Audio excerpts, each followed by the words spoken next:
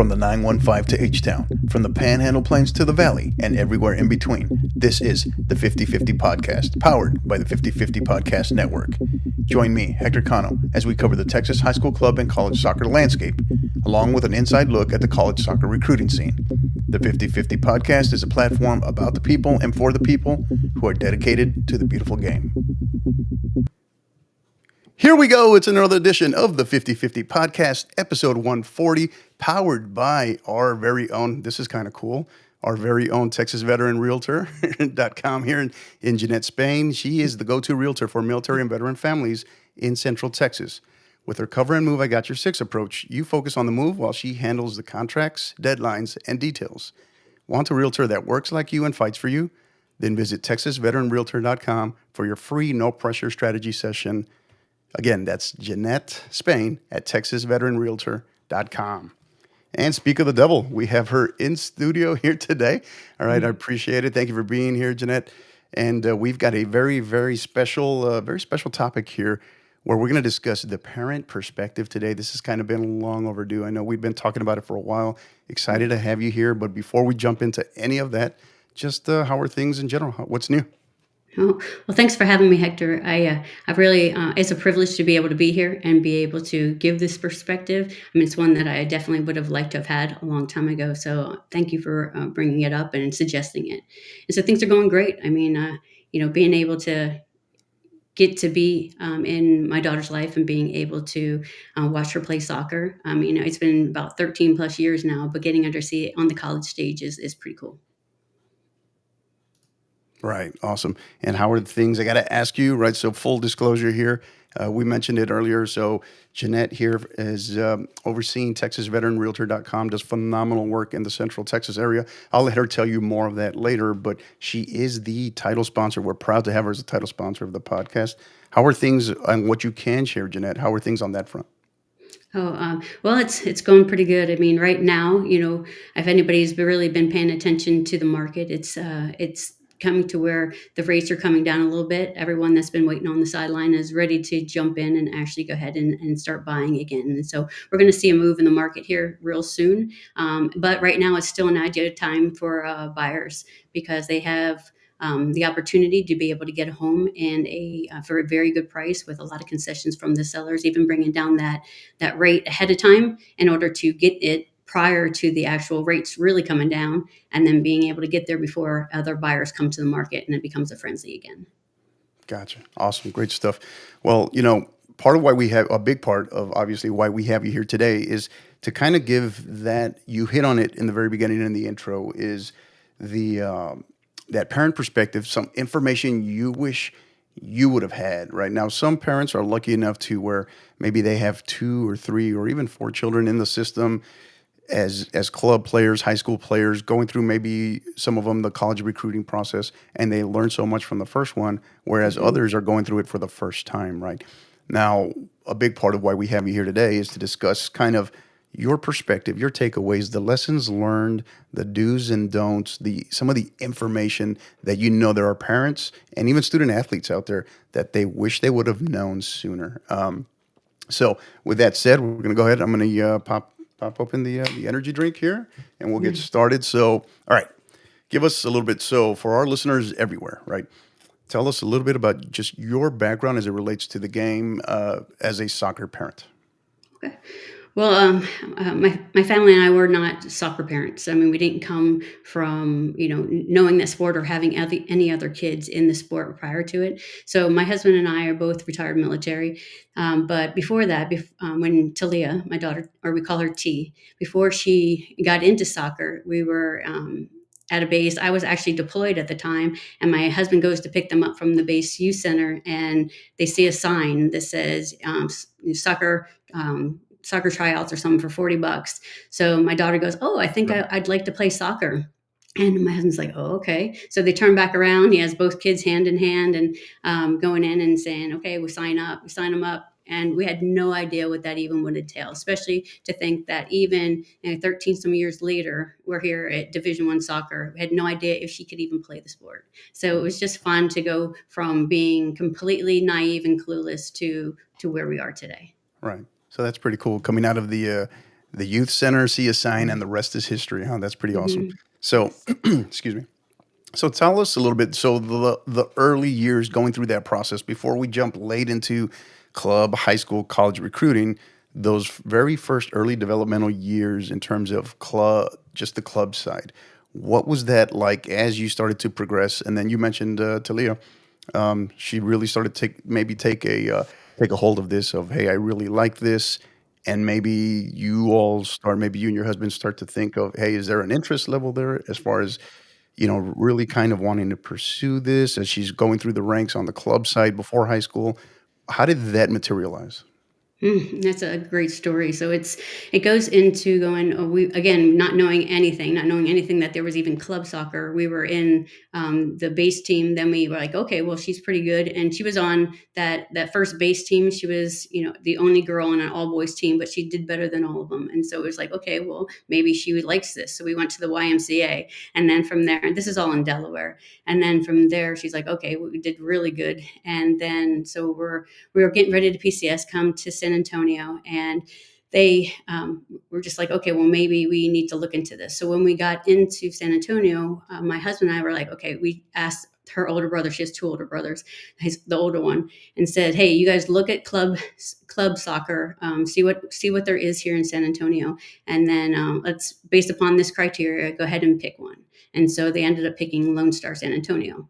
And so that was our first introduction to, and we thought, the $150 YMCA was expensive. And then you get into club, and that's one thing we didn't know. I had no Surprise. idea, you're Yeah. spending 2,000 plus initially, right? And then from there, you're going into 5,000, like 3,500 or what. And then it ends up being a $10,000 plus a year game. And you had no idea Mhm. that's where you were going to go, but that's what happens. Right. And so to go into it, we went from San Antonio, Lone Star, to then moving up to Austin a 2 years later after I retired. And then we went to Lone Star San Antonio. And that's when she got into the DA, when DA was still a thing. Right. And she played there. And then, well, I can break it up into little segments, but right now Mhm. it's just she went from, again, progressing, us still not knowing if she's truly any good or what the competition level is. We're just there to support. Thank goodness my husband was there the entire time, because he mostly spent the time with her because he retired, and I spent 14, 16-hour days working in my last assignment. And so I didn't get to Yeah. see Yeah. much. So that's Gotcha. when I was able to do the, retire and then be able to go ahead full time, so that I could actually be a mom. Right. So it's pretty crazy, right? You talk about how, hey, we thought it would be maybe $150 plus uniforms, Hmm. and then excuse me, you get into that process. You talk about, you hit on a lot there. Lone Star, Austin, San Antonio, some free plugs there for Lone Star, right? And then, but then also even the DA, right? Going through that as you were progressing, right, in that process, as Talia's progressing, as parents, do you start to have those conversations with other parents like, hey, we didn't know it was this much travel, we didn't know it was this much of a cost, or how did you handle that between talking with other parents? What were other parents maybe telling you or asking you all, and then of course just interacting with the club and getting more information as she was ascending in that process?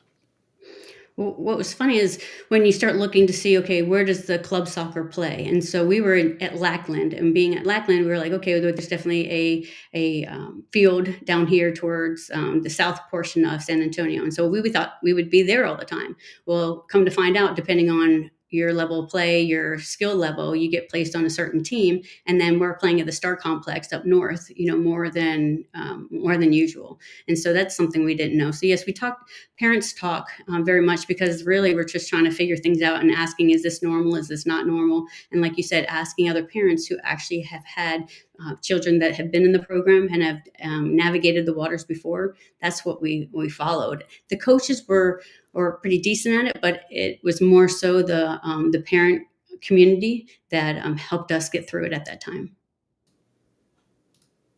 Gotcha. So in this whole process, right? Because and obviously our kids, they don't see a lot of the stuff behind the scenes. Oftentimes, Hmm. the fees and what goes into all of that, just navigating the travel, the practices.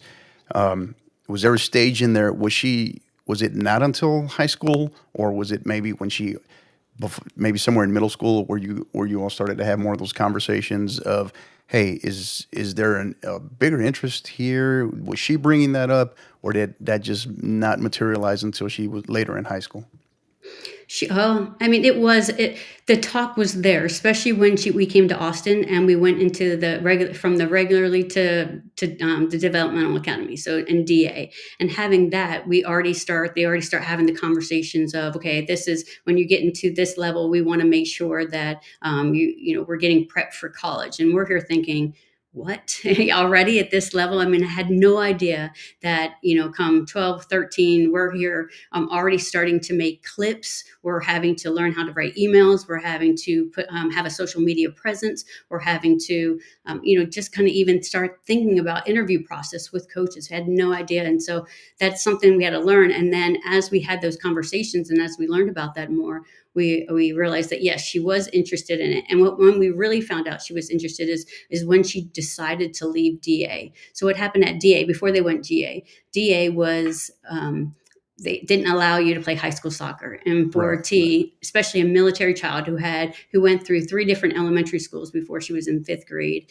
it was one of those deals that she wanted to stay within the school system and she wanted to play for her school. And this is Dripping Springs High School, and so she wanted to so much. So she did a pros and cons list of all the reasons why and all the reasons why not, and racked and stacked 1 through 10, without being able to use 7 in order to come up with a numeric value through logic on what was the best decision for her. So it was a pretty cool process that we were able to teach through leadership that way. But right. she decided to go ahead and leave Lone Star and then actually transition over to Sting Austin, which was an ECNL, which allowed her to both play club soccer and play for our high school team. Yeah, and that was a big thing. That I think that's what U.S. soccer really started to realize is the major shift and difference between the boys' side and the girls' side of the house, right? As it Mhm. relates to soccer in this country, boys tended to be a little bit more, I guess, forgiving and willing to stick it out, and the commitment side to strictly club, whereas on the girls' side, not just the girls, but even the parents, right? They wanted the social component of high Mhm. school, the balance a little bit more. So yeah, it's hard to believe. I find myself. I was just having this conversation actually with one of my high school girls at Canyon about 2 weeks ago, kind of explaining to them how the DA used to exist. So it's pretty crazy stuff that you have organizations dictating or trying to dictate that. Even on the boys' side, to this day, Mhm. it's still a topic of conversation. I Um, bet. so high school, right? You just hit on all of that stuff. Where like all of a sudden, like we're really into this in terms of emails, social media, marketing, travel, and then high school gets here, right? You mentioned Dripping Mhm. Springs being a tiger. How did that further just not complicate the issue, but that just adds one more layer on top of everything else you all have going on? How did that, as high school enters the picture, what did that look like, and how long did it take you all to adjust to that?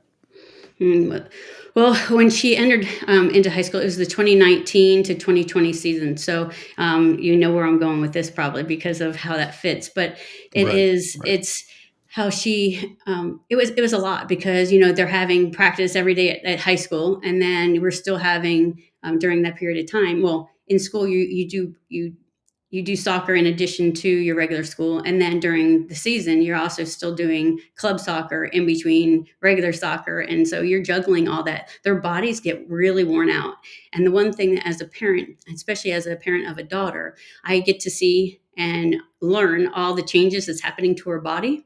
And so and that's not really something that we can talk to coaches about.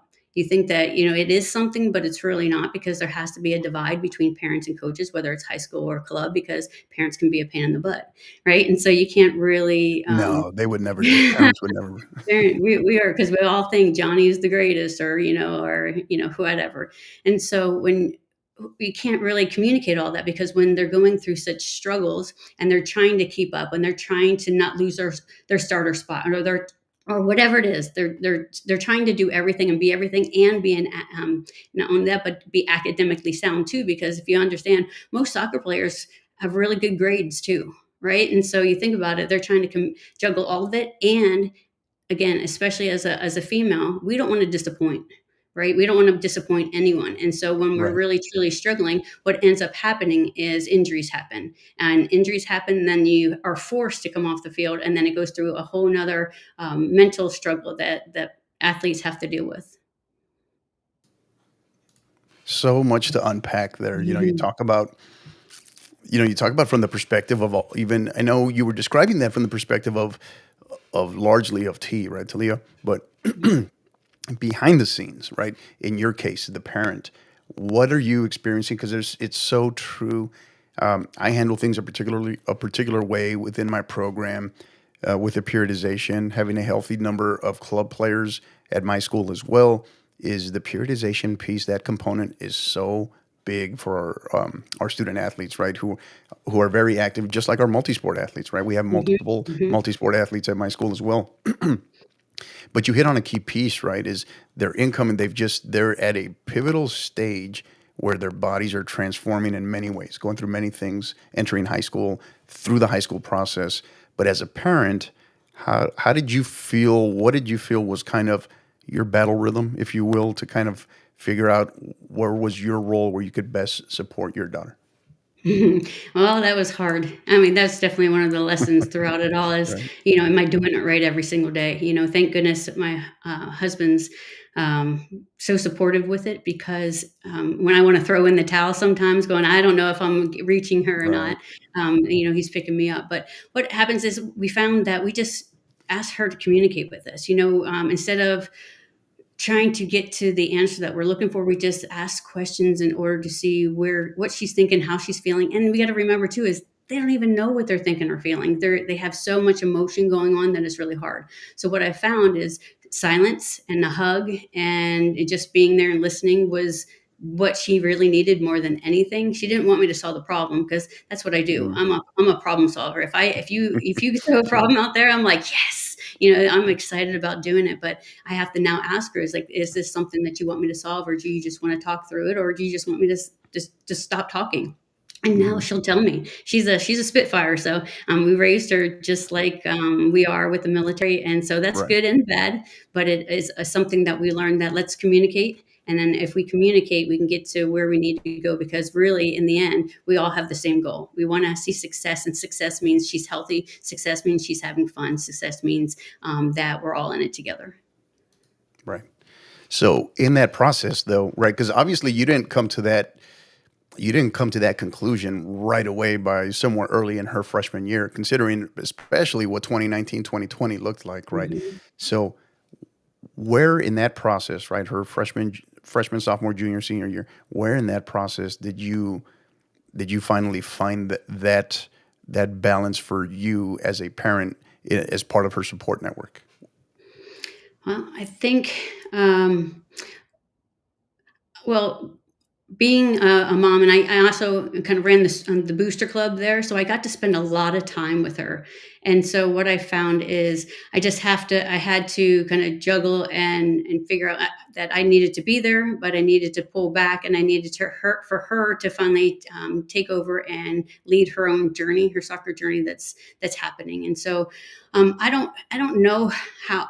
It's not a set answer of how I found it. It's more as we just continue to ride the wave up and down throughout this cyclical soccer season and then back around over and over again. And then, for the most part of that 2020 season, they were, having to do remote work at home and then Right. being able to come back and have to go to practice at school and then come back home to do the schoolwork and then go back. It was all over the place. But actually, I think the best part of it is what I got to spend all that time with her, and so that I knew her, and I knew that she was able to then express to me that hey, she really would like to do this in college. She wants to now. She can see herself doing it. She loves playing the game. She feels like she can contribute to the game, and she found the joy in the game. So as much as I could, I just had to be right there next to her and championing that. Awesome. Well said. So I'm going to put you on the spot here with this one. So, um, what were maybe some key differences when you looked at club and high school balancing all of those? And because we harp on that all the time, right? How they can coexist, how they can complement one another, Mhm. but from the parent perspective, right? Whether it be you or even your husband, or as a team, right? Mom and dad. This husband of yours, he sounds pretty awesome, by the way. I got to meet him sometime. Yes, yeah, you But definitely have to. just kidding. Shout out to Dan there. But key differences, right? That maybe you liked and or disliked between club and high school from the parent perspective. Well, high school. Hmm. All right, I'm going to pick and choose words carefully, probably, Told you. but Told I you I was mean, gonna put you on the so spot. so I'll start with club. Club is much more serious. So that when they're out there, there's the tempo is you're working, and then when you go off the field, then you can have your fun. You're there to do work, right? And so where high school is more social, and so you have everything. So the club, from the coach to the team to the whole atmosphere is more. You go to work. This is um, kind of like, almost kind of like a profession in a way, whereas the high school is more social. It's all about who's being liked, who's it's more drama. It's a key critical component in order for my daughter. It was a critical component for my daughter's you know upbringing in that high school environment, because she had to that's where she was every single day. So Right. you bring your friends. You have friends for both the high school, and then you have friends for club. So it was good to have both environments, because where she went to club, many high schools, the girls are from many different high schools all around the Austin area. So but for high school was a lot harder for me, because my husband and I both, we are very much, we go to work when we're all in, right? And so when we see things that are just kind of sloppy and not as um, disciplined and structured, it's we start kind of questioning it a little bit more, going, okay, what are we doing here? What is this really about? Well, what we had to do, and it's kind of figure out that it wasn't about that. It was about that social aspect, and being able to, whether they won or lost or any of that, did it really even matter? So my biggest thing is the coaches don't really connect all that well, right? And so they don't really know. I don't want to say they don't care, but they just don't really know what the other one's doing, because I don't think they communicate what the other one is doing in order to what all load that we're putting on these kids, what all's going on. And so that's the one thing that I wish that would still continue to improve, is just the communication between coaches. Gotcha. So are you saying that from that perspective, are you saying from between club and high school coaches back and forth? Is that what you're saying? Right. Yes. Okay. Good. And and I put that on, and that's rightfully so. That's a great point. And I know many coaches, some more so than others, but got to have those conversations. Know your student athletes, build those relationships, and got to know who your club players. What does their workload look like on a weekend? Were they off, right? The weekend Mm-hmm. before, that rare off weekend, right? Did they Right. play one game? Did they play two games? And then as you're building, as we all know, as you're getting closer and closer to soccer season, the occasional showcase or tournament Mm-hmm. as you start transitioning from club to high school season. So definitely, it's a great point. Well said. So the communication, and oftentimes the other piece that I would put back on as it relates to coaches and student athletes is, you know, coaches putting the onus, some of that back on your student athletes to encourage them and to ensure that they are communicating with you if they, maybe they had a rough weekend. Give you an example. Last Sunday, one of my student athletes reaches out to me, plays club, had rolled her ankle pretty bad, and reaches out to me Sunday. So this way we have an idea what her week is going to look like. Prep to make sure that she can get in there and go see our athletic trainer and bring her along in that process. Another one, and you and I, Jeanette, we were just having this conversation offline. Another, dealing with another one who's going through concussion protocol, right? Is just being in the know with what's going on in that. So, yes, that's a great point. But I think as coaches, encouraging our student athletes to not just, hey, it shouldn't be one sided where I just communicate with my high school coach or tell my high school coach when I had a tough weekend or I'm just not up to practicing this week. Got to have that communication two ways with the club coach as well. It's not just a one way conversation to where, hey, whatever the club coach says, I listen and then I go and I file my grievances with the high school coach, or vice Mhm. versa, right? File my Mhm. grievances with just the club coach and not the high school coach. So, as a student athlete, making it a point, parents encouraging. So, like as we tell in my program, what I tell parents all the time is that the student athlete, right? You're now in high school, and it's really driving home the point, particularly with our younger players, our freshmen, and maybe our sophomores, is that we tell them that they are the first line communicator with coaches, right? Not mom, not dad, not and not not Mhm. throwing mom or dad under the bus when something when they forgot something either, right? So encouraging that that process for them to self advocate in that, I think that's a big part of where confidence can also come from. So it's such a great point. Now, They yeah, definitely have to speak up. I mean, yeah, that's for yeah, sure. It's because when we do it for them, how does that teach them? It hmm, doesn't teach them, but correct. we tend to kind of overstep the bounds sometimes. Yeah, yeah, absolutely. Now, you kind of were a little bit in a unique perspective because not only was your daughter playing club at a high level, playing high school at a great, strong program in Dripping Springs, but then also you add that layer that you spoke to earlier as a booster club president, your soccer booster club president. How did that's just one more layer to now to try to balance, right? So how did that kind of how did that give you a lot of satisfaction, and how did that also maybe complicate certain things in certain moments? Okay.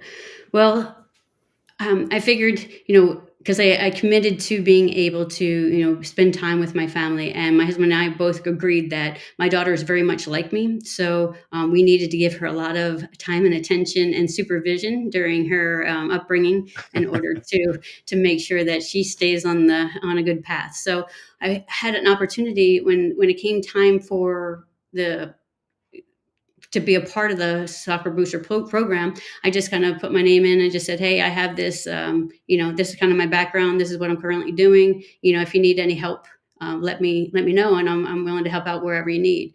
And then the president writes back and says, oh, I think you would be a great person to take my role. And I said, okay, well, I didn't expect that, that's for sure. And so That's not what I meant. within a month, she was transitioning out and I was transitioning in. And so again, it's nothing that I expected, but it was an opportunity that I said, you know what, if I get I'm going to be on the sidelines anyway, right? So do I want to be an active participant or a bystander? And so when I say that, it's like, why not take an active role? Because then I have say, then I can make the program good and do whatever I could do in order to ensure that the program was successful. And the key would be is that the kids don't even know what we're doing in the background and they're having a blast. That was the ultimate goal. And so I think that we were able to achieve that for the 3 years that I did it. And then that's how you and I met there. So that was a great opportunity. Right, right. Yeah, and you hit on you did such a great job, and obviously along with that booster club staff, the support, you did such a great job. I mean, it got our attention both with the 50-50 podcast as well as the San Antonio Soccer Roundtable, and just the accessibility to your program as well. So big kudos to you. Now, regardless, for our parents that may be listening, right? Why should they? You hit on some of it, but any additional kind of feedback that you would maybe give them, or recommendations maybe they're considering on they're kind of not sure, should I go out for a booster club, or maybe it's a specific soccer booster club, maybe it's an officer position, or just in general, any recommendations or feedback you would give to those who are maybe on the fence or not quite sure, or maybe they're thinking, I want to be involved, but I just don't know how much time I have to commit. Mm. Well, that's a great question because it it will take some time and effort. Certain positions do take more time and effort than others, but it's one of those ones that I asked my daughter if this is something that she would be embarrassed for me to be a part of, and she was like, "No, I love that you're coming to a part of the soccer that you're." Up here at the school, that you're being involved, that you're putting stuff on, that I get to see you, that I get to be around you, and so the kids really do want you to be there. They're looking around going, oh, where's my mom and dad, even up until they graduate high school, or even I'm seeing it right now, you know um, on the college field, she's warming up and she's waving to us, right? They want to know that we're there and that we're joining in, we're participating, and we're actively involved in what they're doing. And so, if you can at least step in, just dabble a little bit, it could be the simplest thing in working a concession stand for one night in order just to be able to have them come over and see you there and talk with them. Or there's so many different roles and positions that it's one time opportunity, or it could be a multiple roles, and it could be some years, or it could be just for a night. It doesn't really matter. There's something for everyone, depending on what time and attention that you're able to give, and your kid really wants you to be there. Absolutely. Such a great, as one who now, now, granted, my role was a little different, Mhm. but I can attest to that. Just being involved, having coached my daughter for the last 4 years, which I know you were aware of, and who you've had a Mhm. chance to meet and see regularly as Mhm. well, in her role as well with alongside Talia. But yeah, I mean, my daughter kind of, it was pretty awesome those last 4 years. Now, of course, she was a little bit more limited. She couldn't avoid me being her coach, right? But yeah, I mean, to be involved in that way and to be able to cook, it's a very, very special thing to be involved in any way possible, but especially when you're able to coach your son or daughter as well. But okay, excuse me. So, you look back on it now, that whole first initial phase process from going through the ranks on the club side, developing, entering high school, anything from that perspective as a parent, right? In support of your daughter, anything you would have maybe done, just you would have tweaked a little bit, or you felt like you could have done sooner, or maybe you could have waited on a little bit later. Some of those lessons learned there. Anything? Well, it's hard to say because we always kind of look back and see, is there something that we would truly do matter? But the one key thing I think that was a takeaway for us is that success clouds judgment. And so when you see your team or yourself, being successful in the moment, it's really hard to make any corrections for yourself because you're like, what, we won, or I was successful at this or that move. So an example would be, Talia was really good at the wing position or the outside back, and being able to get the ball out in front of her and beat her opponent and kind of and cross the ball or do whatever she needs to. But especially at the younger age, she was very limited in her technical ability. And as you know how much technicality comes into play. So Right. she didn't have that, and so but it wasn't corrected because she was able to still be successful. So I think in every level, especially if as a team, it's really important to be able to break down what was successful, what wasn't successful, in order to fix those habits before they actually become embedded in them. Gotcha. So we have, you arrive at that, you're going through it in terms of the college recruiting process, right?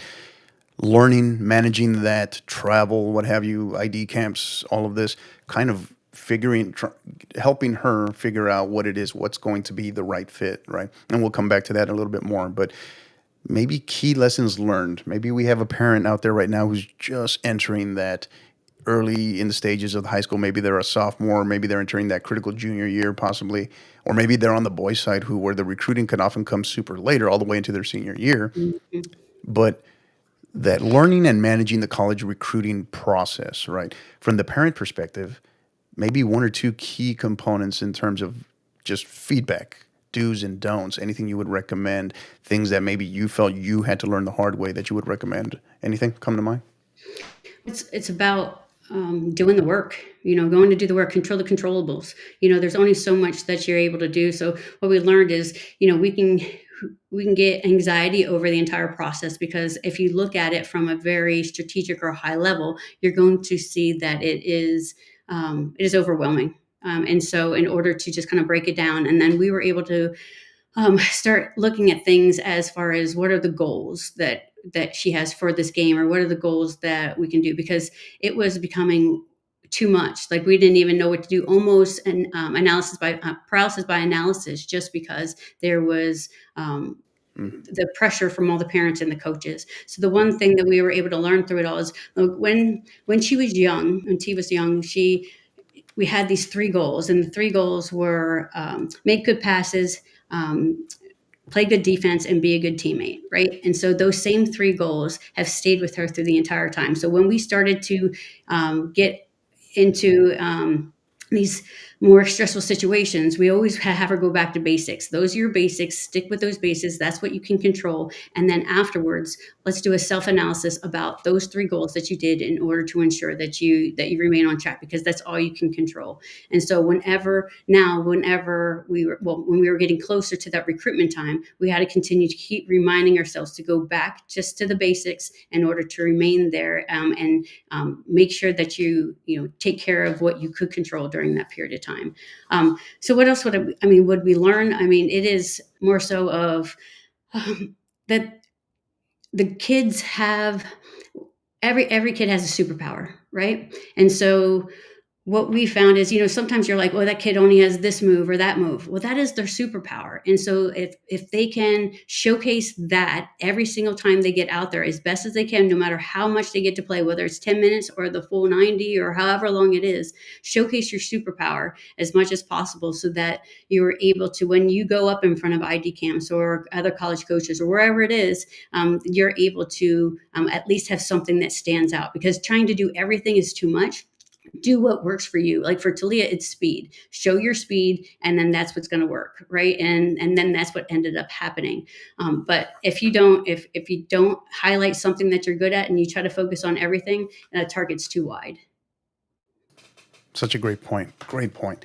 So you're in that, and I got to hit on something here because you said something, and I'll insert the the Air Force analogy here a little bit. Is so you and your husband as a team in support of your daughter, you're kind of going down that active runway side by side, managing, learning this recruiting process, right? Did you feel at any point where it was kind of a, hey, we're maybe progressing faster than she is, or we tackle it differently than her. She focuses on this and we focus on this, or she's out ahead of us significantly more and we got to step up our game to be there to support her? Or was it kind of a side by side thing, different roles? How did you all choose to, I guess, what did you all notice about it, and then how did you all choose to tackle that?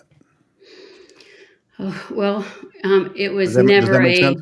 Does that It make sense? does. Yeah. Okay. Oh, yes. Well, it's never even. I don't think we Right. were Right. all, Right. walking side by side, hand in Right. hand, the Right. entire time. It was always divide and conquer, pretty much, because we're like, okay, what Gotcha. is it for Tilly? What can she do during the period of time in which she has in between club, in between high school, in between academics, in between sleeping, eating, whatever it is? What can she do? All right, then what role can I take in order to help her? Then what role can their dad take in order to help her? And so we all kind of divided and conquered and saying, okay, so my husband was able to get with and help her with clipping videos together, right? And so she would showcase the ones that she would want. My husband would put them together. Myself, I would help try to kind of create the emails and try to, kind of start the initial drafts, and then have her see what it is on top, like in order to kind of make her tweaks to make it sound like it's her and not me, because obviously it's not coming from me and you don't want it to sound like it's coming from a parent. And so we all had different roles, and we kind of just, I mean, it was like that line that you were talking about is now like this constantly. I can't ever say that Talia was out in front of us more than we were in front of her, only because she didn't have the time. I mean, she was taxed in every way. And if she wasn't busy doing something, her body was just completely was struggling. I mean, she went through some significant injuries too along the way in high school, and so being Right. able just to recoup and recover. So that's another thing that we're putting in. We're about to go to an ID camp or a showcase or something, and now we are having to leave for the emergency room, or we're having to go to get some additional off normal medical care route in order to ensure that she is good to go 6 weeks from now in order to be able to participate in something like that. And so we had just had to team up and divide. Yeah, and there's another piece you hit on that, and it brought something to light that what doesn't get discussed enough, right? Parents want to know, it's like, hey, what can I do to support my child? What should we be doing?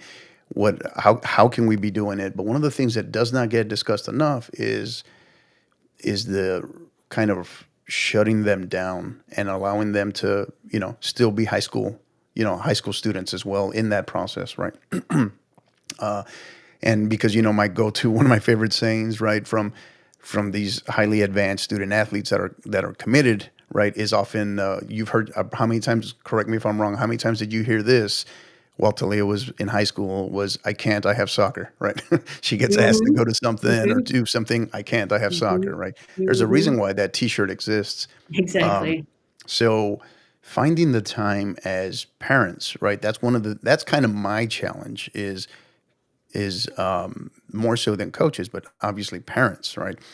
Is finding the time to. It's one of the best things that I feel that I'm able to recommend to some of my student athletes is shut it down. You know, go Mhm. do go do no such thing related to soccer for a week, for a weekend. You know, for 2 weeks, and I'm not talking about just waiting until the summer to do it either. Is it tough? Can it be tough? Yeah, absolutely. Is it impossible? No, it is not. So, any additional thoughts on that?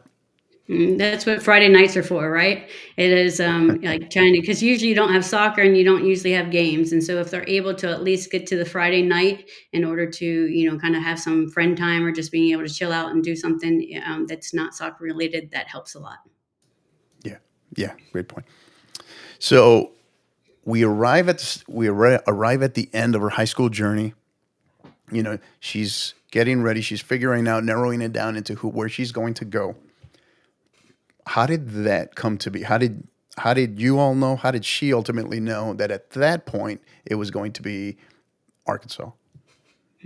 Well, so, actually, that is actually at 15 years old, right? That is, they're Wow. supposed to graduate at 18, but at 15 years old is where, June 15th comes around, and everybody talks about the June 15th that's in between the sophomore and the junior year in which Right. the recruiting comes about. And so we were going, okay, as parents, we're here going, well, we don't know if she's any good. Like, really, we don't know what to compare it to because we didn't grow up watching college soccer. And so we didn't know. And then so we said, we don't know if she's going to get any calls. Let's prepare for her not to get any calls and see what we can do. There's always options. As military, we have GI Bill. She'll go to college. There's no doubt about it. But let's just make sure that we support her through this because we don't know what to expect. So, and then June 15th comes and she gets a slew of calls and texts. And it was like, what? Like, we're like, big eyed going, okay, we don't even know where to go from here. And then she's looking at all of them again at 15 years old going, okay, I don't know where all these are. And then we remember she got a text from one of the coaches at Arkansas, and and she's like, Arkansas. She's like, what's in Arkansas? So that's how much we knew about soccer, right? And so we when we got home that night, we looked it up and we're like, oh shoot, they're actually pretty good, right? Been top 10 in the nation for quite some time, and so I had no idea. So she went and interviewed with 10 different schools, and then she went to different locations to be able to see the different schools, and not 10 of them, but she narrowed it down. And then from there, she ultimately decided to commit to Arkansas. Now, was there any the logic, the process in the end, did it come down to gut feeling and identifying that from her perspective? Do you recall any of that? Was there any one thing that really finally put them over the top in terms of going from not knowing anything about them to researching them to, yeah, this is the fit. Well, actually, her style of soccer fits Arkansas's style very well. They very aggressive. Mhm. Their Great speed. point. It's just that's really what narrowed it down because again, she still has to fix her deficit with technical. As far as she has come a long way. But when you compare it to someone that's been doing technical since 4 years old and she started at 8, and then she kind of got away with it for quite some time, not being able to really truly develop it that much, that she was, to go to a very technical school wouldn't have fit her fit her talent very well. So, and then going to Fayetteville, she just absolutely loved it. She still loves it. I mean, that there's a saying, there's so many people from Dripping Springs High School go to Arkansas just Hmm, for okay. regular school. And I Yeah. mean, more so than Texas, they go to Arkansas. Oh So wow. it's Okay. pretty incredible. It's a great school. It is, and the area is wonderful. And it's just, that's how she kind of made the decision. Right. Okay. So the decision is, so she arrives at a certain point where obviously it's like, okay, maybe it's time to enter the transfer portal, right? Talk to us. So many people hear that word, right? Those buzzwords, transfer portal, right? And then of course now NIL and name, image, likeness, but the transfer portal. As she entered it, how much, were you all involved as parents, having been with her on that journey? And then the kind of the, hey, how are we going to navigate this? How are we going to manage it? And then ultimately finding the the new right fit within UTSA. Well, for Talia, I mean, it's not like she ever wanted to transfer. She didn't go to Arkansas to transfer. Her first year, she redshirted. She was still 17 years old going in. She actually graduated early so she could start in January, and so that first year of development was really important to her. So she chose a redshirt, and then the following year, the first practice back to. In spring training, that second year, she ruptures her Achilles, and then it actually just shuts her down for the entire year. So it kind of was to a point by the end of the year that she just felt like she needed a fresh new start somewhere else, so that she didn't seem like she was an injured player.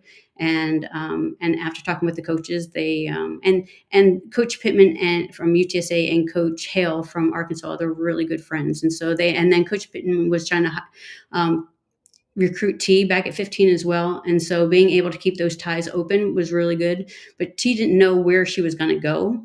She just knew that it was time for a change. And then she asked us about it. And she was a little nervous asking us because she's like, well, like she didn't think that we would want her to. And we're like, this is completely on you. She asked if she's a grown, 19 years old, grown now, and she needed to be able to make these decisions based upon whatever Right. she sets for herself. So we said, go for it. I mean, if you're looking for us to support you, we're here to support you. And, let's just see what happens and we'll go wherever you go. And then, so we didn't like, as far as when she was 15, we went with her to all these different site visits and looked around. This time around, she went to the different schools all alone. She traveled there on her own and was able to meet with the coaches, do all the talking, and then being able to kind of figure out where. And she made the decision herself. We did not. We said we are not getting involved. This needs to be you. This needs to be your decision based upon your criteria, and because in the end, it has to be a right fit for you. And thank goodness that she actually ended up choosing UTSA because it's only an hour and a half away from her home, and we love to be by her. But we were like, please, please, please don't pick these other places. Please, please, please, Yeah. But we would never influence it because in the end, it's not about us, the journey, it's her journey. Gotcha. So, you hit going back to what you said earlier, you hit on two things that when I hear a parent hit on it, it's a great thing, but you hit on it, and because I don't hear enough parents talk about it, but one of the things that amazes me, and when I work with student athletes, and just like as right, full disclosure, I got to work with Talia a little bit, but one of the things that amazes me is when we have student athletes that are going through the college recruiting process and they have never watched, or very little have they watched, the school that they're interested in, the program that they're interested in, how very little they've seen them play, if at all, right? Very, very not familiar, unfamiliar with their style of play, right? Or the conference that they're in, maybe the style of play within that conference, right? Not necessarily really doing research in terms of what they're getting into. So you hit on that, was a great point. But the other piece too was the one of the things we always talk about with student athletes and with parents, that a conversation I have with them when I have with parents offline, is making the recommendation to their son or daughter to always be a stand-up person when they're going through the college recruiting process, because they don't know how things may change, and they don't, keeping those open lines of communication, or just keeping things on the up and up with other coaches that you speak to, even if you don't end up choosing that school, right? And case in point, right here, you talk about Coach Pittman, who's obviously a great guy, great program, what he's doing there at UTSA, and have had him here on the podcast. So as was very happy to see Talia when she made that switch, of course, to UTSA. Uh, Definitely. so as we start to transition here, Jeanette, the life now as a college soccer parent, kind of been ups and downs, different schools, different programs now. But as you look back on it up to this point, what are your thoughts? How do any recommendations, anything that, and I'm sure you occasionally get that question from other parents, but any thoughts on that, or do's and don'ts, or recommendations as you're living that life now as a college soccer parent? Well, I see a variety of different college soccer parents. There's some that it's like they never left club or high school, or it's because they're at every game. They're right there on the side, like cheering. They're wearing the t-shirts. They're wearing, they're to the T. They have everything, and they're supporting. And then you have the other ones that they're out of the country and they can't make any of the games, and they're not as involved, but they're maybe live streaming or doing something that they can to watch it.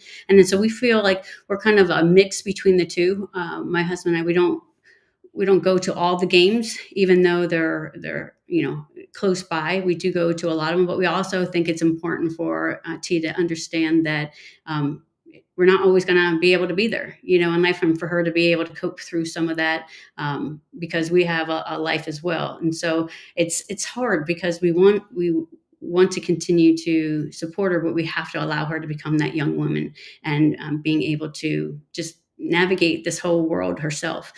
I do think that we parents in general, we still kind of hover more than maybe we should. There's a great book called the Matheny Manifesto, and we read it when we were a few years back, but it allowed us to be able to say what kind of parent are we being, and how can we help better support our child through that, through their sports journey. And so I would encourage invite any parent to read that one, because it allows us to know really when to stay silent, and when to, what we can do in order to be better, to, like, by the time that they become adults and the journey's over, you're here walking beside them, and not, and you didn't actually push a gap between the two of y'all. Yeah. But as far as, I think it's different for every parent. I think there's some that that's what they do. They're going to support their kid, and be at every game, and have the van, and champion and cheer. And I think that's great. I just think for myself and my husband, we say that it is, when are we going to allow her to be able to be an adult, and being able to kind of go off and do some of the things without, being seen on the side, knowing that we're proud of her efforts and proud of what she does, but then still giving her that space in order to do it herself. Gotcha. And what was the name of that book again? Share that with us. The Matheny Manifesto. It's Okay. from Mike Matheny. He's a former NBL player. He was a catcher and a manager as well. Yeah. Okay. Might have to share that with me so we can put that out there. Pretty cool. Good stuff.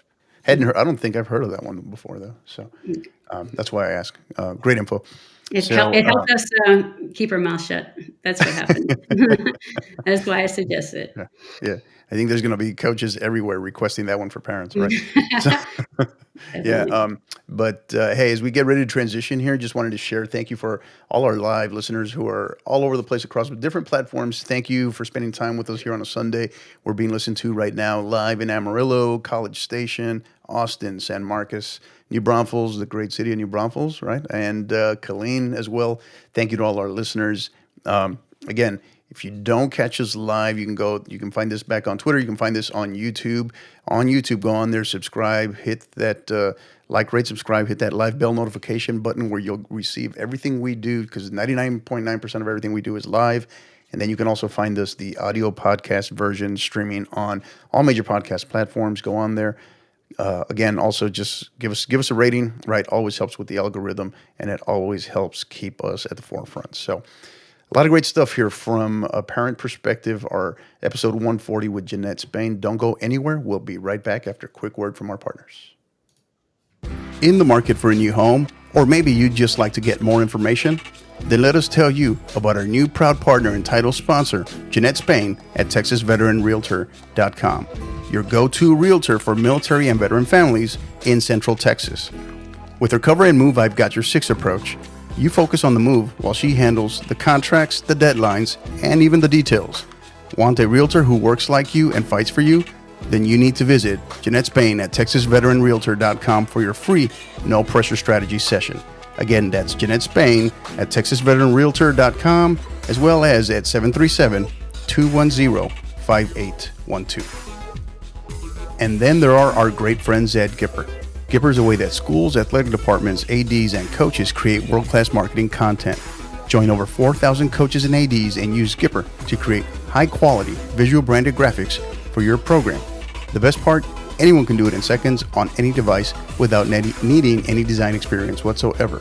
If you do have significant experience in this process, then this is designed for you as well, as you are what they call the power user. Listeners of the 50/50 podcast can now receive 10% off any first-time Gipper purchase. Simply visit gipper.com/partner/5050 to learn more. Again, that's gipper.com/partner/5050 to learn more. And we are back, episode 140 of the 50/50 podcast. We are with our special guest for episode 140, the parent perspective, I should say, with Jeanette Spain.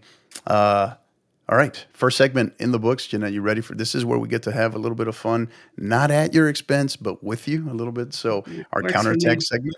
All Are right. you ready? I am ready. All right, here we go. First one, right out of the gate. Strangest thing in your refrigerator right now? Uh, Frozen chicken necks for my dogs. Okay, that matches. Who was that? Coach G. Guerreri, right from A&M. When he said dog, I asked him that question years ago. He said dog food.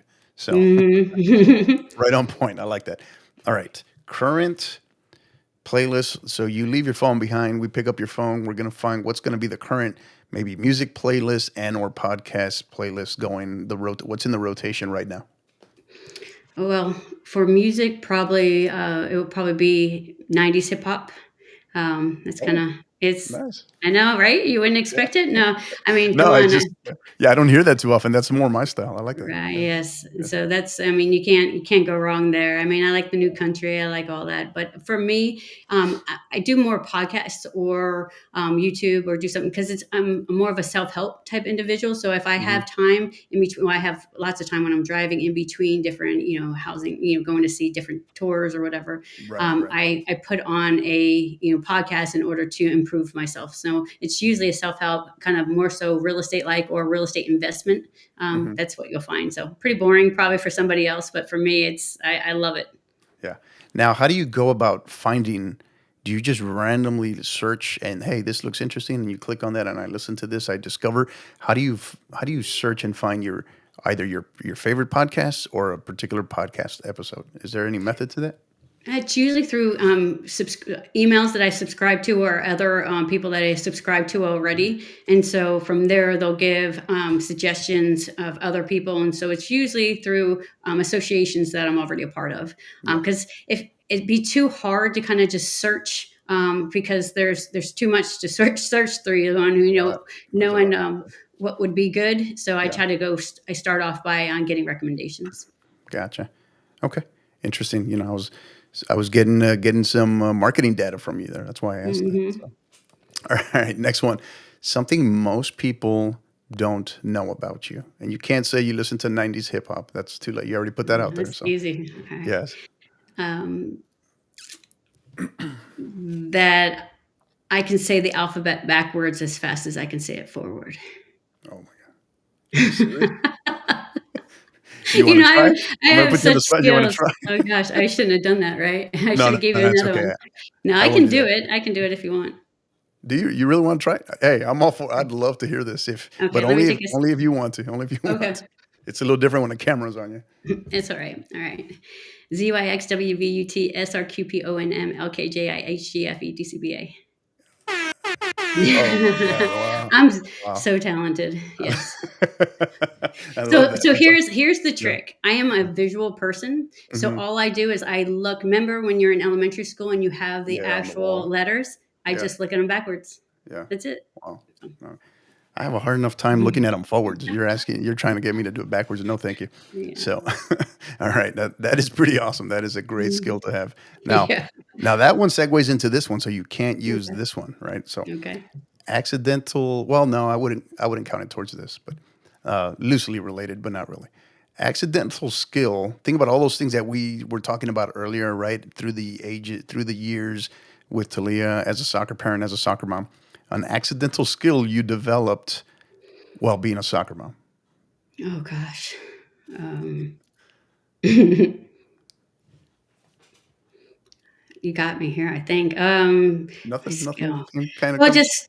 to I mind. mean, I mean, I figure everything out. So it's I mean, oh, I can, okay. So I can rig up, if you need a ice bath full of, if somebody's injured and they need something very fast in order to stop swelling, I am extremely good at rigging up a, ice bath kind of some sort of cooling device in order to get it done. I mean, anything that's like that going, okay, hey, here's the situation. They turn to me and they say, Jeanette, how do we do it? And then so I just figure it out. That's again the problem solving point. Like, it's just a problem to solve. What's the situation? Let's make a problem statement and then solve it. So that's how I All look at right. There you go, folks. Not only is she a great soccer parent and also a great it. Central Texas and Hill Country realtor, but she's also a part-time physical therapist. So, all Right. right, love it. Next one, bucket place you haven't been yet, right? Bucket list destination, place you want to go before it's a wrap. Turks and Caicos. I want to. I'm planning already for my 50th, which is 2 years from now. But it's like, Okay. well, we're planning that already, and Talia's already planning like at the trip for herself. Yeah. All Hmm. right. Awesome. So that where I'm trying to, I kind of loosely know the area, but where exactly is that again? It's in the, like, well, if you follow the Caribbean and going Right. all the way over. Uh-huh. So it's just a very long trip. That's why I haven't made it yet. I mean, you should Yeah. kind of follow them over, and it's like this little blip, but it's the bluest water and the most Yeah. Yeah. clean, clear sand that you can find. Okay. All right. Hobby you discovered during the pandemic. Maybe you don't do it as much, or maybe you still take it up, but maybe something you took up, something you learned that you like, or maybe you still do a hobby during the pandemic. Well, actually, I mean, I'll probably just kind of go along of when I retired, I didn't know what I was going to do, and I needed to go off the grid for a little bit, and Hmm. so I actually discovered through the help of my husband that I can actually build furniture. And so what Oh well. happened is we couldn't find a table that we liked for our new home in Austin, and so we just said, "Oh, we're going to figure out how to build it." Well, after that first table was built, I didn't stop. I spent the next 4 years as a custom woodworker, and I just kept building and building. And I mean, I overhauled people's offices with 100-year-old barnwood and angle iron Yeah. and all this other stuff. I mean, I didn't know that it's something I love, but it was just one of those things that when I get woodworking, it's like I get in my flow state. And now I Nice. kind of switched that over to real estate. Gotcha.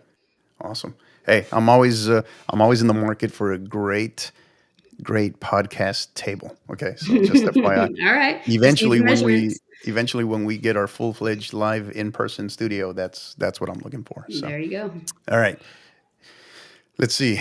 I don't know how much of a movie person you are on this one, but let's see what we can find out here. So, greatest sports movie. Mm. Well, I'm not a big movie person or TV person all in general. I like more Mhm. the well, I do like um well, I guess I like Friday Night Lights or like Yeah, yeah, yeah, I can use that. Friday Night yeah, Lights is yeah. great. I watched all those and Are then you talking about the movie or the show? Because some people like separate them, right? So, correct. So yeah, I would say no, I mean well, you can say either. I like yeah. them. I like them both. I also Yeah. like what was it? Coach Carter? Was that Oh, what was Samuel Coach was that Carter? Samuel L. Jackson? Jackson, yes. What Yeah, was yeah, that? yeah. Yes, Yeah, so that basketball, there's basketball. Uh-huh. yes, that was a really good movie. Yeah. I like those a lot. What I like the most though is the documentaries that are on Right. TV where you can just. I mean, I love the Last Dance and some of the other. I mean, I watch all those Yeah, yeah, sports yeah, yeah. ones, especially because you can learn a lot of lessons from them. Right. Yeah. Okay. Yeah, Friday Night Lights is one of my three kind of favorites. I have three favorites, and that's one of them. So I can never decide on my three. So I just say that's one of them. It's So one of them. yeah. All right, next one. So eating alone in a restaurant, yes or no? Oh yeah. Easy. I did it. I did it this week. Yes. Yeah. You Oh, don't there have you to. go. Yeah, I was at Hop Dotty this week and I said, oh goodness. I was like, I'm hungry. I'm going and I have no problem. Yeah. Yeah. Yeah. I- Yeah. Just, do you think people have problem doing it? Like, Apparently, something apparent yummy? Okay. that and or willing to go watch a movie in a theater by themselves for whatever Oh, reason. I would be But asleep. eating it, eating in particular Mhm, though, I don't know why. mhm. It just seems like so many people are feeling. indirectly feel like they're being judged somehow because they're by No. themselves. I was like, I could care less No, if I can. yeah, I'm Yeah, I'm yeah, hungry, and I got this little bit of time in between this, and I don't yeah, wanna eat in my car. yeah. Yes. I did it. I actually did it this week on this past Monday as well. So yeah, I hear you. All Yeah. right, next one. So all the things, all the experiences, everything, the different conversations, hear from different coaches, viewing the experiences of your daughter, right? And maybe just some of the other things you hear from parents, right? Jeanette Spain is appointed the soccer czar in America, all right? If you could change one thing, you said it's like, hey, you're going to have to work with everybody, but one thing you can change like tomorrow regarding soccer in America, what would it be? The club soccer substitution rule. It is Mm, because it is set up like you're playing in the pros, not set up like you're playing in soccer. So once you're subbed out, you're subbed out, right. and so that's why it's like you should be, I think in club that you should be able to come in and out based upon, especially in that second half, like high school does and like Hmm. college does, in order that the more time you can be on the ball, the better you become. Right. And Right. so when you're somebody that you just happen to, you played and they could use you again, but they can't because the rule disallows it, not Hmm. because it's not needed. And so I just don't see the point of it at a Yeah. club level. Yeah, absolutely. And to be fair to club, right? Not necessarily not all leagues have that rule, but yes, Hmm. there's a growing segment of them that does for sure. So, all right, it's an interesting one. I hadn't heard that one before. I like that. All right, now, so I've asked this question tons and tons of time of athletes and coaches, never from a parent, right? So, what is, as a parent, your game day? Do you have a game day superstition or ritual for your child? Um, I don't specifically, and I did that intentionally so that I wouldn't have to have one. But I do, when I am not there, or Mm, we're not there at the game, we have shirts that we wear, and we take pictures of ourselves in order to show T that we are there, right? Paying attention. The game's in the background. We have our shirts on. We're there, and we're supporting her that way. That way, it's like although we're not there and giving her space, we still are there in a way. And then mm-hmm. we're just like Dan's shirt says Need for Speed. And, it's like kind of a Top Gun one. And then I have our Right. old jersey, just something in order to show, hey, we love you and that we care about you. And then we're supporting you from afar. Awesome. Good deal. All right, next one. So I'll be curious to see what this one is. Your go-to karaoke song. Well, first off, you don't want me singing karaoke, but if I have enough margaritas, maybe. There we go. There we go. There we All go. All right. right, so I would say ugh, this is silly. It's so silly, but I can. It takes me back to childhood. It would be "Girls Just Want to Have Fun" by Cyndi Lauper, Cyndi and Lauper. Okay. yeah, and then that's just because I can see myself with my sisters singing Hmm. around, dancing around, doing it all, and it's just one of those ones that I know all the words to. Yeah.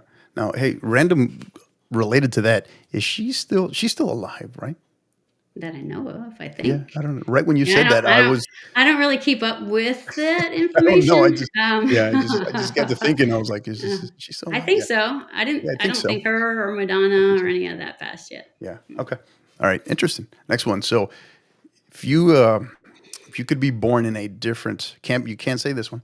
So you could be born in a different era or generation. When would it be? Born and live different era, Mm. different generation.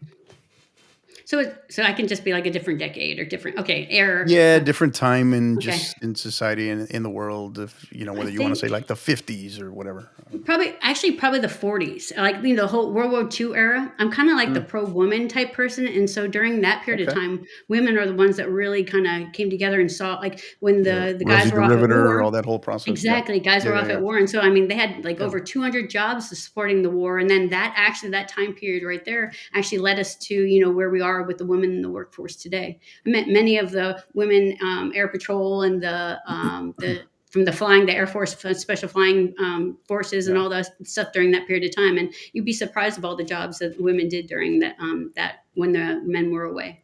Yeah. Okay. Cool. I like that. I stumbled across that question and I started to ask that question during counterattack periodically, just because I often get told that I'm an old soul, right? Or Hmm. should have been from a different time, different era. So yeah, that's why I always like to ask that because sometimes What would it. you say yours was? Oh, I Yours, don't your know. era? I don't know. I don't know. Maybe I could see 40s. Maybe I'd say somewhere like 50s, 60s. I don't know. Something like something. Just I don't know. The or pre. I don't know. I don't know. I kind of always go through that. I don't know if you've ever seen. So on the History Channel, the great documentary series. I think it's like a 8, 10 part series. Hmm. The Men Who Built America. Have you ever seen that? Have you heard of I that? haven't. No, that Oh sounds yeah, cool. talks about Vanderbilt, Mm, Carnegie, J.P. Morgan, okay. just to name a few.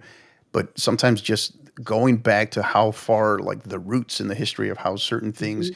came to be as we know them, just in terms of titans of industry and stuff like that. They always find it interesting, and then That of is course fascinating. the military history side as well. So, Hmm. okay, all right, sorry. Next one, best part. All right, best. So I kind of asked part of this earlier, but the other part, best part about having a child as a college student athlete. Mm. Your Um, opinion on that?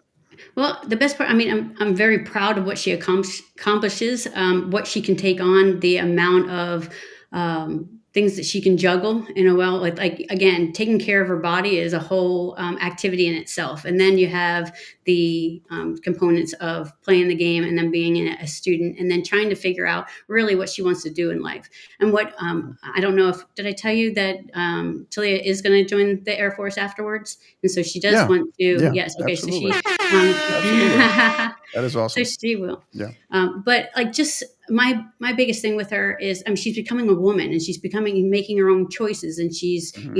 through all that. But it stemmed because this entire journey from the time she was 8 years old to now is, and every part, whether it's YMCA or base league or we're talking club and then high school and all these other components and different teams and switching and transfer portal and all of that. I mean, she's been on the field of just life. This is life. Right. This is what we do. We navigate it all, and then she's making the decisions. We all, in the military, we train a lot, right? So that when we go into a mission, we have that to pull on if when the situation, especially when it goes awry, because Hmm. the plan in war doesn't ever end up being the plan because there's too many other things and factors that come into play. But so Correct. for her, at least she has the foundations. But from every single aspect, this journey has been beautiful. It's been messy. It's been all over the place. But for her, it has been something that now I look back and she is able to take all these lessons. And she has scars that are not just from injury, but scars from being able to making poor decisions or. But she always can go back and say, "Oh, maybe I would have changed that, but at least I did this or I tried this and I failed." And Hmm. we allowed her, we gave her the opportunity to fail because during that period of time, this is when you fail. This is when you have the support systems. So Right. she'll Right. pull from all of it, and it makes us really proud for her to. Be the woman that she is today, making the decisions. I mean, she doesn't have all the answer, but shoot, neither do we, right? And so as we're No. continue to figure out this thing called life, we just we take success where we can take it, and then we continue to build from there. Yeah. Yeah, I have that conversation with, as you know, my daughter who's currently at UTSA. We have that conversation. We've had that conversation more in the last probably 6 months about, hey, you know, kind of here's a news flash. Mom and dad don't have all the answers either, Hmm. So and and being humble enough to share that with, as a father, being able to share that with your child as well is, Hmm. it can be humbling, but but I think there's a lot of respect to be earned from your child in that process. So, Definitely. you hit on something too. You talked about Talia's journey and it being messy, right? And that's, I mean, one, that's what you get, with us, that's life, right? People. But the Hmm. other thing too is like, often think about I share this with my teams regularly, but that line to success, to objectives, to goals, to a mission, right, is never a straight vertical line, right? It's always, if you've seen Hmm. that picture, Hmm. right, of that squiggly up, down, all over the place, really messy line, but you ultimately end up where you want to go. That's what comes to mind. You hit on messy, and that's the visual that I got. So So, yeah, and very well said. everybody's path is so different, right? And as you're Right. saying too, like the landscape of soccer in general is changing because there's Oh just yeah. so much going on right now, right? So the Hmm. path that worked for me may not work for anybody. Or when I say me, my daughter. may not work for anybody else. But the thing is, it doesn't have to. It does not have to be clear because you're just trying to figure it as it goes. There's a um, there's all kinds of success. Have you heard the word what is it called? The recruiting shrapnel.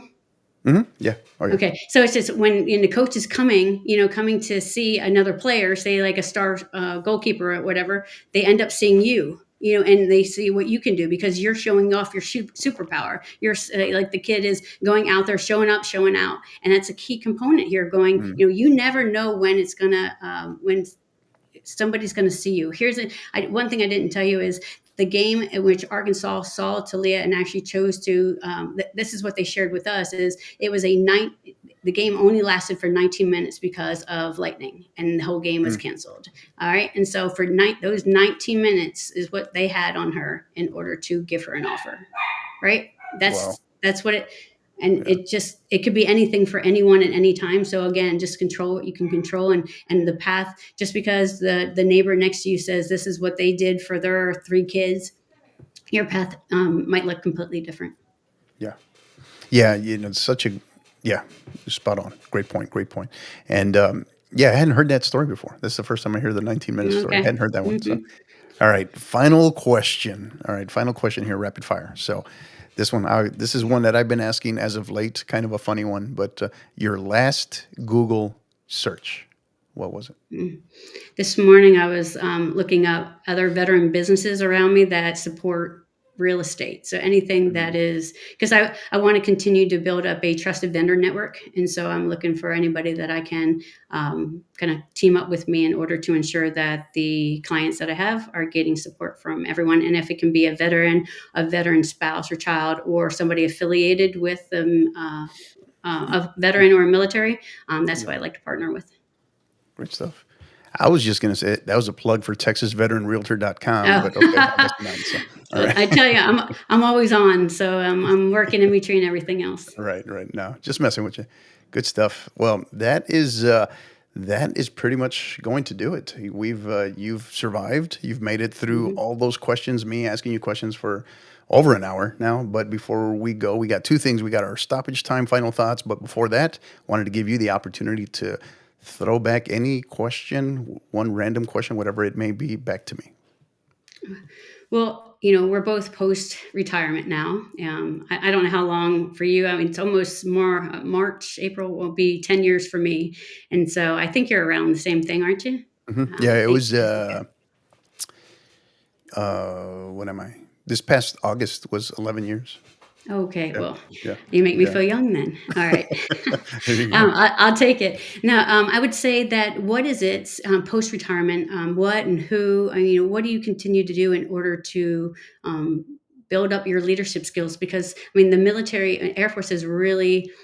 For those that don't know, we actually served in the same role at the Air Force Academy. We Right. had, Right. yeah, so we have a Yeah. little bit of background together. But the we've been shaped as leaders throughout our career, and so now not having that support system of the military, what are you doing in order to continue to become a better leader? Well, I think I've always, that's a great question. That is sometimes something that I ask of myself periodically, right? Just kind of checking in with myself in terms of just, am I doing what I'm supposed to be doing, right? Purpose, right? Purpose over paycheck, purpose, a mission over just something that, because that's generally speaking, that's just how we're wired, right? And, Mm-hmm. and I feel that it's kind of how I knew at an early stage that I was going to come into that I was going to go into. I was ready to go into being a coach. I didn't necessarily 100% know that it would direct me in the way of a high school coach as an educator, but I thought it was going to be returning to the college game, which I've still left open. There's definitely been opportunities. It just has the timing has not been right, and I basically chalk it up to it was not God's will in terms of the time for me to return to. He has me wherever I'm supposed to be, right? Mm-hmm. So, from that perspective, I often think about my role now, right? In my new program, as you know, I'm now at New Braunfels Canyon Mm-hmm. with a great group of young ladies, a great program, great parents, great administration, everything. A very ambitious athletic department, and I'm lucky to be there. But I view my role now as as develop, kind of just like when we were at the Air Force Academy, is paying it forward in terms of developing leaders of character who stand for, who stand for purpose, who stand for something so much more than just themselves and just self pride, but rather self discipline, right? And I Mhm. feel that that's, I think, one of the hallmarks of when you get me as a coach. That's part of what you get. Everything that comes with my military experience as well, my military leadership, because you can't separate that from just me, the coach, the soccer coach, right? They're one and the same, and those are key components that I implement. If you ask my girls, if you ask, I think most of my parents, those are components that we're building into my new, the program where I'm at now, new Mhm. program at Canyon with so our our what are your core values, right? Because I feel like there's not enough of that in just in life, let alone in in just in athletics and soccer programs. It's about more than obviously results, and it doesn't matter whether it's club or high school. It's more serious or social. It's not or about just wins, but developing players, the holistic piece, right? Remember that whole person Mhm. concept, right? Mhm. Is developing them from the inside out. And I think my quote unquote superpower as a coach, I feel, is I have the ability to see, when I see someone, I often have the ability, I feel, to see what they can become rather than what they are right in front of me at that particular moment, right? Sometimes sometimes it comes to fruition, sometimes it doesn't, but you continue and but no matter what, I feel that it's my role, my responsibility, what I'm charged with right now is to continue to build other leaders, right? Passionate about life, passionate about leadership, Mhm. passionate about pursuing every single part of whatever they do, all right, to the best of their ability, excellence, right? Not perfection, because we know that doesn't exist, No, but capturing excellence with each and everything that their name is associated with. So. definitely. No, that's great. Yeah, yeah. So I don't know if that answers your question whatsoever, but But it's something but that yeah, it's good to always keep in mind, I mean, because that's yeah, kind of who we are through and through. It's not just mhm, about us. It's about those other individuals that are all around us, and we're always trying to improve. And so yeah, I'm glad that you found a way in order to continue to serve others. yeah. And truth be told, I think a part of it is even this what we're doing today, right? Is the podcast. It's kind of what led to that. You talked about how so right around that time during that same period, that freshman period, right, for Talia, is when I was discovering and finally made the decision to stand up this podcast, right? It was December 15th of 2020, right? So this Mm, December 15th will mark our 5 year mark. And to still be here, to still be here over what, like 225 episodes total. The great connections we've made, the great people we've met, just the great, not more than just networking, but relationships, mhm. impact, right, and paying it forward. And I just feel that that's what fuels this. That's what fuels this platform. That's what fuels the podcast. And if we can help our sport even just a little bit, because we all know it, it definitely needs it. Um, we just I've often said that I have the best seat in the house. So Definitely. all right. Well, I'm going to get off of that because if not, I'll keep talking your ear off on that. But because I can talk about that all day. Mm, But Jeanette, thank you so much for your time. It's what you're doing. Obviously, not just way beyond being our title sponsor. I love that, but also just what you're doing in your community. As well as Dan, both of you retired Air Force veterans. But just to have any time I can have a veteran on here, it's extra special. So thank you for your time. Thank you for your accessibility. Thank you for all you continue to do in your community as well. And as we start to wrap up here, we wanted to give you the opportunity during stoppage time so to give any shout outs, thank yous as it relates to anything, whatever's on your mind. The floor is yours. sure. Well, thank you, Hector, for having me on, and also what you're doing to advance soccer just with this podcast is pretty incredible. So thank you for doing that. I want to say thanks to my husband, who's been fantastic the entire time. I mean, if it wasn't for him, we'd probably, I don't know if Talia would have went into soccer, because I again I can he definitely, together we level each other out, and that's why it's a really good team. And then to thanks Right. to Leah in order to put it up with us, and then being able able to continue to move forward in doing the soccer that she loves, because she's growing, but we also have been able to grow with her and through her. And so I just want to say, if anybody is in need of any real estate support or have questions, or, just want to talk about the actual, what it's like to be a soccer parent, or, you just feel comfortable talking to somebody that kind of speaks your same language and has been where you are, well, then please reach out. I am very accessible, either through my website or through Hector. We can definitely get in contact. Great. I was just about to ask you, give us plugs. Where can we find you? TexasVeteranRealtor.com. Where else? Where can we find you on? I know you're heavily heavily active on Instagram as well. So anything else you want to share? Any plugs or any upcoming things you have as far as that goes? Anything? Yeah. Well, I do. Well, it's on Instagram. It's at Realtor Jeanette Spain. And then if you're actually a veteran, I do a lot of veteran outreach programs. And then, so I'm at the VA clinic every month.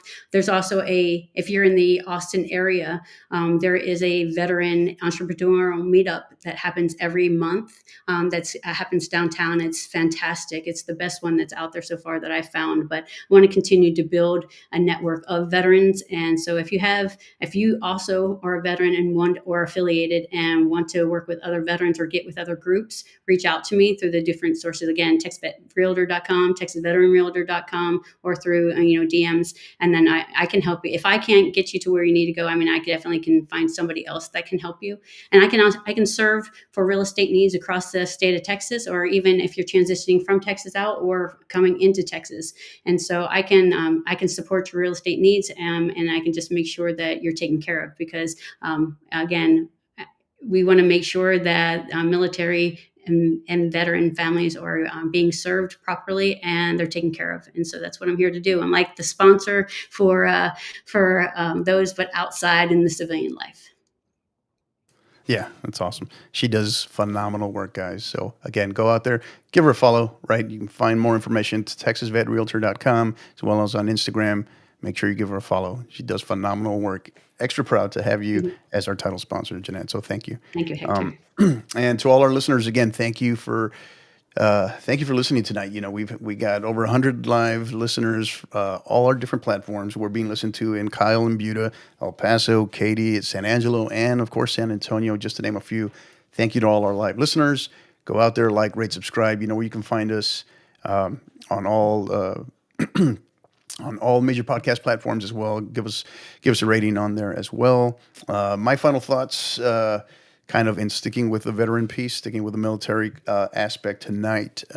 So today, for many people that may not know, so today is what's often recognized, just not, I think, publicized enough, is a Gold Star Mother's Day today. So, so sending special kind of thoughts and hugs with Gold Star mothers around the country. If you know what that means, if you don't know what that means, do yourself a favor and Google search what a Gold Star family, Gold Star parent, Gold Star mother means. But we're with you, thinking about you always, and thank you for all your sacrifices. So that is going to do it for episode 140, A Parent Perspective with Jeanette Spain. Jeanette, thank you so much. Really appreciate you. All our listeners, again, thank you so much for all you continue to do in support of the podcast. We'll be back soon with episode 141 as we start inching closer and closer to the start of the Texas high school soccer season. Be on the lookout for Inside Texas High School Soccer, along with Rafa, as we will be ramping that up probably in the next 6 weeks or so. So be on the lookout for that. But for my guest, Jeanette Spain, I am your host, Coach Hector Cano. And you know what to do. Until the next time, keep downloading and keep listening. Thanks. You've been listening to the 50/50 Podcast, powered by the 50/50 Podcast Network. Help us continue to grow by liking, rating, and subscribing on all major podcast platforms. And don't forget to follow us on X at 50_50pod, on Instagram at 50_50 podcast, as well as on YouTube at the 50_50 podcast. Until the next time, keep downloading and keep